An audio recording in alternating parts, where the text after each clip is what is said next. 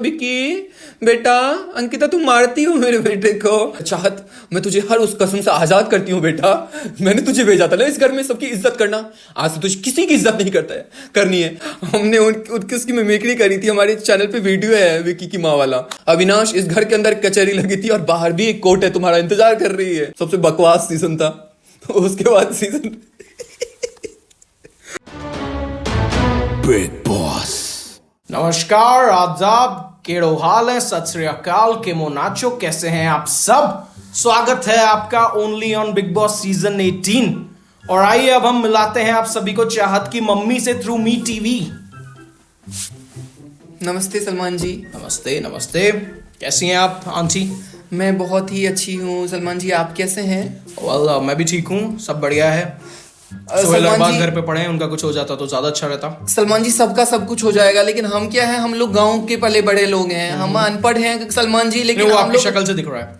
सलमान जी ऐसे कैसे बोल सकते हैं आप। सलमान जी मैं आपको क्या बोलूं सलमान जी। सलमान जी आप आज मेरी एक बात सुनिए बेटा, मेरी बात सुनिए। बोलिए बोलिए, मैं सुन रहा हूँ। आज मैं आपको उस हर कसम से आजाद करती हूँ बेटा, हर कसम से आजाद करती हूँ जो मैंने आपको पहले दी थी। कौन सी कसम दे दी आंटी आपने मुझे, कौन सी कसम दे दी। अब आपके कौन सी साथ कसम दे दी, कौन सी कसम दे दी। बेटा आप सुनिए, आप आपके साथ कोई कुछ भी बुरा करे ना, आप गाड़ी चला दीजिए, अब मार दीजिए सबको। आज मैं हर बंधन से आजाद करती हूँ। तू मिल मेरे को पास सड़क पे, पहले तेरे पे चढ़ाऊंगा। ये इसको कौन बुलाया इसको। बेटा पहले भी तो आप गाड़ी निकालो, मेरे ड्राइवर से मिला तो तुझे फुटपाथ पे, तू मिला आंटी मेरे को। हाँ तो आप यही करते हैं, उसका नाम लगा देते हैं आप। Big boss. नमस्कार, मैं हूं आपका दोस्त गौतम कश्यप और मैं हाजिर हूं लेकर आपके लिए बिग बॉस की ढेर सारी खबरें। लेकिन इस बार खबरें कुछ अलग तरीके से होंगी। इस बार हमने आपके ऑफलाइन और ऑनलाइन जो भी सवाल हैं बिग बॉस से जुड़े हुए, वो सवालों का जवाब लेके मैं आपके लिए हाजिर हूं। और क्योंकि बिग बॉस अपने चरम पे है, खत्म होने वाला, बिग बॉस का फिनाले भी 19 तारीख को है, तो उससे पहले कुछ जो सवाल हैं वो हम लेते हैं और उनके क्या जवाब होंगे वो मेरे इंडिविजुअल जवाब होंगे। ठीक है, तो आइए शुरू करते हैं। तो जनता का पहला सवाल है गौतम सर कि इस साल का अभी तक जो निकल गए हैं उसमें से वर्स्ट कंटेस्टेंट कौन था। कशिश। और क्यों। यार उसको बड़ा प्लेटफॉर्म मिला था, वो उस एनर्जी के साथ आई थी उस शो में कि लगा था कि बहुत कुछ देगी। वर्स्ट इसलिए बोल रहा हूँ क्योंकि जब आप किसी से एक्सपेक्टेशन करते हो और वो उस एक्सपेक्टेशन पे खड़ी नहीं उतरती है, तो मुझे लगता है कि यार उसने इस प्लेटफॉर्म को वेस्ट कर दिया। मतलब जो उसका टैलेंट है वो दिखा नहीं पाई और वो फालतू की चीज़ों में पड़ी रही है ना, फालतू की कंट्रोवर्सी में पड़ी रही जिसका उसको कोई फायदा नहीं होना। तो यस, कशिश। तो जनता का अगला सवाल है, Which is your favorite task this season? Frankly speaking, काश मैं ये बोल पाता कि इस सीजन में कोई ऐसा टास्क हुआ जिसके लिए मैं एक्साइटेड था, या यार ये तो बहुत ही कमाल हुआ। मतलब कोई ऐसा टास्क, मतलब मुझे तुम पिछले सीजन के कुछ टास्क पूछ लो ना, मैं ऐसे बोल सकता हूँ कि इस सीजन में ये वाला टास्क हिना खान ने ऐसे किया था, उस सीजन में ये वाला टास्क शमिता शेट्टी ने ऐसे किया था। लेकिन इस सीजन में कोई ऐसा टास्क ही नहीं है जो मुझे याद हो कि भाई इसमें खून पसीना इन लोगों ने लगा दिया। एक सारे टास्क ऑलमोस्ट या तो रद्द हुए या बहुत फुद्दू से टास्क थे। कोई मुंह से कीड़े पकड़वाने का टास्क या फिर ड्राइंग करने का टास्क, मतलब कुछ तो ऐसा टास्क ही नहीं था कि भाई लगे कि लोगों को नानी याद आ जाए। तो बहुत इजीली सब कुछ प्लेट में पड़ोस की बिग बॉस ने दिया है। एसी वाला घर 3 महीने का, ऐसा लग रहा है कि पैसे भी मिल रहे हैं, आराम से मौज मस्ती करो, लव स्टोरी चलाओ, माँ बेटा बन जाओ। तो बस वही चल रहा है, vacation. Do you think Chuman Karan's love angle is forced? नहीं यार, क्योंकि मैंने हर एक एपिसोड देखा है, कोई भी एपिसोड मिस नहीं किया है। तो स्टार्टिंग में मतलब बहुत नेचुरल सा ही लगा ना। तो मैं ईशा और अविनाश का लव एंगल फोर्स्ड बोलूंगा और ना ही चुम और करण का, क्योंकि बहुत नेचुरल और ऑर्गेनिक तरीके से ही स्टार्ट हुआ था। और कहीं ना कहीं ये भी दिख रहा है कि करण अपने आप को बहुत हद तक स्टार्टिंग में रोकता था, जस्ट बिकॉज ऑफ कि जो भी उसका प्रीवियस पास्ट रहा है 2 शादियों का, तो उसकी वजह से वो रोकता भी था। बट जब लोगों ने आके बोलना स्टार्ट किया कि आप लोगों का कुछ तो है, तो वो अच्छी बात ये है कि वो क्लियरली बोलता है कि हाँ मेरे लिए लाइकिंग है। चुम का भी है, चुम ने भी बोला है कि हाँ मैं लाइक करती हूँ, लेकिन क्योंकि वो एक रिलेशनशिप में रही है 10 साल तक, तो वो अभी भी उस वेट में है कि वो बंदा वापस से उसकी लाइफ में आएगा। तो बहुत क्लियर है दोनों, मुझे नहीं लगता। और मैच्योर भी है यार, इनफ मैच्योर है। जब 2 शादियां आपकी टूट जाती है तो इंसान को होना भी चाहिए इस टाइम पे। तो कहीं ना कहीं लगता है कि ना तो ये शो के लिए ना फोर्स्ड है, तो मतलब ऑर्गेनिकली ही है सब कुछ, तो मेरे ख्याल से। इसलिए नहीं बोल रहा हूँ बिल्कुल भी क्योंकि मुझे करण पसंद है, वैसे भी बोल रहा हूँ क्योंकि अविनाश तो मुझे इतना पसंद नहीं है, फिर भी मैं उसके लिए बोल रहा हूँ कि उसका भी फोर्स्ड नहीं लग रहा है। पहले के सीजन में ऐसे लगते थे कि कुछ लोग आते थे और वो लिटरली ट्राई करते थे कि लव स्टोरी बनाते हैं, बट इस सीजन में ये दोनों मुझे कहीं से भी नहीं लगे। हो सकता है बाहर से इनकी कोई बात हुई हो, बट शो के अंदर तो ऐसा कुछ नहीं लगा। तो अगर ये एक्टिंग कर रहे हैं तो बहुत अच्छे एक्टर हैं, और अगर ये एक्टिंग नहीं कर रहे हैं तो ठीक है, इट्स ओके। बहुत अच्छे एक्टर तो नहीं है। अगला सवाल है जनता का कि बिग बॉस के पास इस बार पैसे नहीं है क्या? पेंटिंग वाले टास्क के बाद ये इन्हीं लोगों से क्यों साफ सफाई करवा रहे थे? यार मतलब ये कोई सवाल ही नहीं हुआ। एटलीस्ट कुछ तो काम करें वो घर वाले। क्या उठ के अंडे खाने के लिए और कॉफी पीने के लिए आए क्या घर में? और इनसे इनका काम क्या है? ज्यादा कुछ तो करती नहीं है। ऑलमोस्ट सफाई तो मतलब बाहर की टीम ही आके करती है। थोड़ा बहुत जो इन्होंने गंदगी की थी, इवन वो टास्क इतना सही हो सकता था पेंडिंग वाला। मैं चाहता था कि वो टास्क हो, वो एक सिंगल टास्क में मुझे करण पे बहुत ज्यादा गुस्सा है क्योंकि उसने टास्क खराब करना स्टार्ट किया। तो मैं चाहता था वो टास्क थोड़ी देर तो चले। इतना इतना मतलब सही तरीके से वो जा रहा था और इतना गंदे तरीके से उन्होंने कलर इधर उधर फेंका। तो जब आप बोलते हो कि आपका घर है तो एटलीस्ट इतनी गंदगी तो मत करो। बहुत डिसेंसी के साथ भी वो चीज़ की जा सकती थी। बट ठीक है, अच्छा किया इनसे करवाया।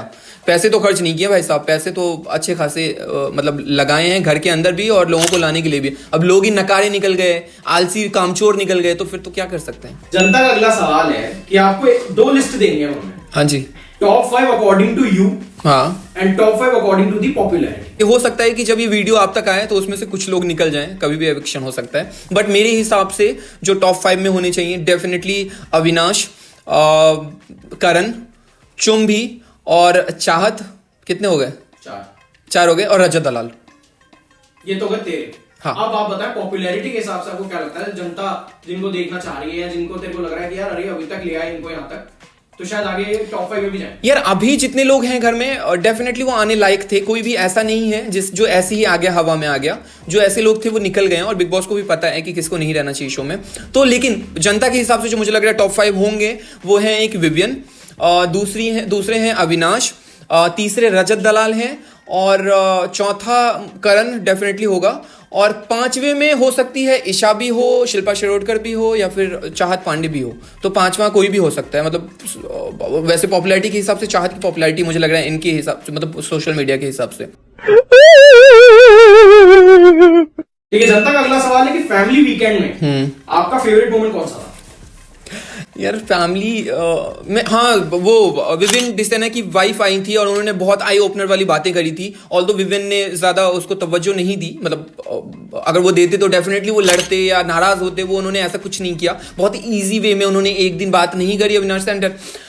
तो वो एक सही था। वो जिस तरीके से उसने अपने हस्बैंड को समझाया था कि आपको चीज़ें करनी होंगी, आपको लीड में आना होगा, ना कि आपको सपोर्टिव एक्टर बन के रहना होगा। प्लस क्योंकि बिग बॉस है तो इसमें चीज़ें जो ड्रामा है वो तो चाहिए। तो इसके लिए चाहत की मॉम आई थी और उन्होंने एक डायलॉग बोला था, चाहत मैं तुझे हर उस कसम से आज़ाद करती हूँ बेटा, मैंने तुझे भेजा था ना इस घर में सबकी इज्जत करना, आज से तुझे किसी की इज्जत नहीं करता है करनी है। अविनाश जो आपने मेरी बेटी के साथ किया है ना, अविनाश इस घर के अंदर कचहरी लगी थी और बाहर भी एक कोर्ट है तुम्हारा इंतजार कर रही है। तो बहुत ही ड्रामेटिक था, बहुत ज्यादा, और बहुत खींच दिया आंटी ने। तो मतलब अविनाश के पास बार बार जो आके, बेटा मुझे वो आता नहीं है, क्या बोलते हो उसको, वुमेनाइजर, मतलब वो बोल नहीं पा रही थी फिर भी उन्होंने बोला जो तुमने बोला था ना कशिश वुमेन को लेके, वही है ये लड़का। तो इसको बोलो, बार बार बोलो। तो वो बहुत ही ज़्यादा ड्रामेटिक था जो बिग बॉस को चाहिए, बिग बॉस के ऑडियंस को चाहिए। बाकी तो सब बहुत डिसेंट थे, बाकी सबकी फैमिली बहुत डिसेंट थी। तो ये 2 लोग थे। चाहत की मॉम नंबर 1 पे। सलमान खान ने खुद भी बोल दिया कि अगर वो कंटेस्टेंट बन के आई तो वो ट्रॉफी लेके जाती है।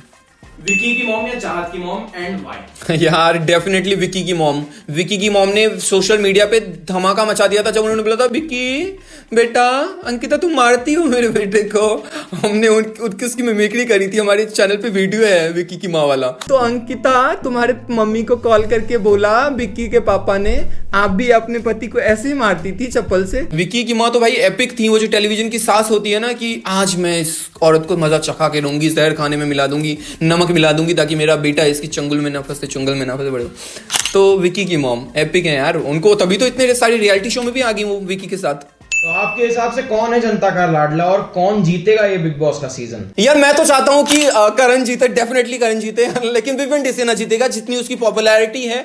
और आई थिंक बहुत सारे फैक्टर्स हैं जो उसके साथ जुड़े हुए हैं जो मैं अभी वीडियो में नहीं बोलूंगा, बट हाँ विविन जीत जाएगा। Excluding OTT ones, rank the last 5 seasons of big boss. तो मैं सबसे बॉटम में रखता हूँ। जो सबसे बॉटम वाला था वो सीजन 16 था जिसमें MC स्टैन जीता था।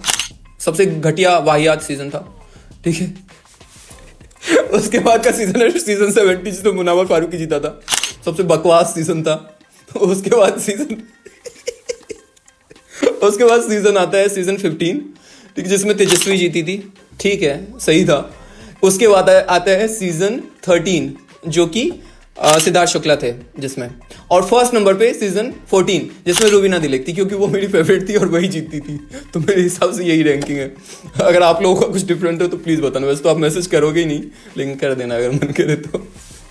सिद्धार्थ और सना के फ्रेंड ना खूब सारे, कुछ लिखो, कुछ भी लिखो, गालियां ही दो। मैंने पहले भी बोला था आप गालियां भी दो, आपकी गालियां भी हमारे सर आंखों पे, क्योंकि हम क्या, हम तो जनता के नौकर हैं भाई साहब। आप जो बोलोगे हम कबूल करेंगे, लेकिन कुछ बोलो तो कबूल करने के लिए कुछ बोलना भी तो होना चाहिए। आप तो ऐसे इग्नोर करके वीडियो हटा देते हो और फिर चले जाते हो किसी बड़े सेलिब्रिटी के। यार मैंने कहीं पढ़ा था और ये कोट मुझे बहुत सही लगी थी कि आपकी जो जर्नी है ना उसमें आपका साथ कोई नहीं देता। जब आप कामयाब हो जाते हो ना तो 10 लोग आ जाते हैं आपको देखने के लिए। तो आप भी उन्हीं लोगों में से हो क्या जो कामयाब लोगों को देखते हो, लेकिन अगर आपका दोस्त स्ट्रगल कर रहा है तो आप उसमें उसका साथ नहीं देते हो। हाँ मैंने आपको इमोशनल कर दिया, लेकिन जरूरत थी आपको इमोशनल करनी, क्योंकि आप तो ऐसे समझ ही नहीं रहे हो। माता रानी की कसम दे दी मेरे कॉन्फिडेंट आलेख ने।